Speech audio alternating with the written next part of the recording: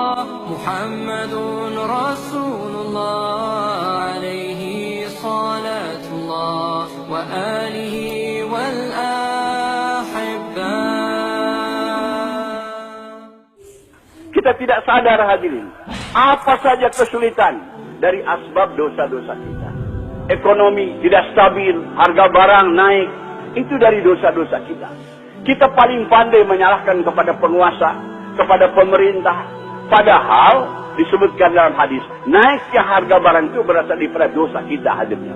Semua harga-harga barang ini Allah yang atur. Jangankan perkara yang besar hadirnya mulia.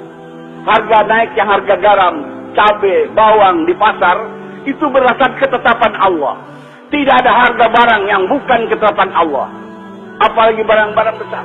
Kita salah hadirnya mulia. Naiknya sesuatu harga barang, demonstrasi kepada lembaga tertentu, mengganggu masyarakat dan lain sebagainya. Sholat tidak. Tidak mungkin hadirnya yang mulia.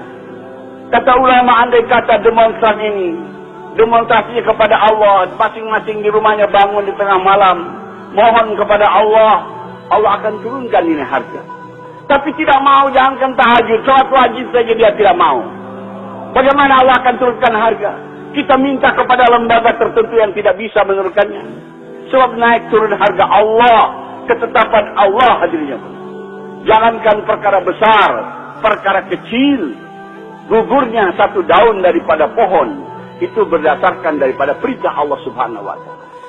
Segala musibah bencana yang datang kepada kita ini dari dosa-dosa kita. Allah berfirman dalam Al-Quran, Zaharul fasadu fil barri wal bahri bima kasabat aydin nas. Telah terjadi kerusakan, bencana di daratan dan di lautan dari akibat amal buruk manusia hadir. Jadi bukan secara ilmu pengetahuan itu kalau terjadi gempa karena gesekan bumi, lapisan bumi begitu. Kalau tsunami begitu, udah. Semua atas perintah Allah. Bumi tidak akan gempa dan bergoyang kalau tidak diperintah oleh Allah. Gunung tidak akan meletus kalau tidak diperintah oleh Allah. Air laut tidak akan naik ke darat kalau tidak diperintah oleh Allah. Semua atas perintah Allah. Karena daripada dosa-dosa kita. Perbaikannya ada tobat. Kita taat kepada Allah. Akan Allah perbaiki segala keadaan di hati. Allah akan tentramkan dunia negeri kita ini. Kalau kita taat kepada Allah Subhanahu wa Ta'ala. Kalau kita tidak mau taat kepada Allah. Walaupun kita berpendidikan tinggi. Mau mengatasi masalah dengan akal kita. Tidak bisa hadir. Allah akan datang macam-macam bencana yang lain. Semua kebaikan akan tercipta dengan agama. Sampai kesehatan hadirnya mulia. Ini daripada datangnya penyakit daripada dosa-dosa kita. Rasulullah SAW bersabda dalam hadis, Al-Marid minaz dzunub. Sakit itu, penyakit itu daripada dosa kita. Kita tahunya kalau sakit ke dokter, beli obat, dosa tidak diperbaiki. Nanti datang lagi penyakit yang lain. Contoh misalnya hadirin, ada wabah penyakit malaria. Asbabnya daripada nyamuk malaria.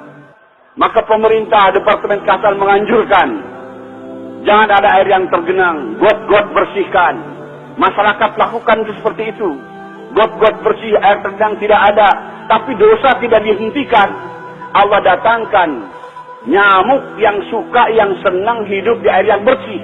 Yaitu nyamuk demam berdarah. Lebih jahat daripada nyamuk malaria hadirnya mulia. Tidak bisa menyelesaikan kita. Selesaikan masalah dengan agama. Tobat dengan taat kepada Allah. Allah yang akan menyelesaikan. Kalau kita menyelesaikan secara akal-akalan kita ikut kepada cara orang yang tidak beriman, masalah tidak akan selesai hadirnya. Semua masalah selesai dengan agama. Kita juga ingin di dalam negeri kita ini ada pemimpin yang baik, pemimpin yang jujur, yang taat, yang tidak korup. Itu akan tercipta dengan agama hadirin. Maaf, bukan dengan partai, bukan dengan pemilu. Pemimpin-pemimpin yang zalim muncul di kita ini akibat daripada dosa-dosa kita. Allah berfirman dalam hadis qudsi, wahai hambaku, jangan kamu mencaci maki, menyalahkan penguasa dan pemimpin-pemimpin kamu. Karena hati mereka itu di tangan aku, kata Allah. Kalau kamu taat kepada aku jadikan mereka adil, lembut, amanah, tidak korup.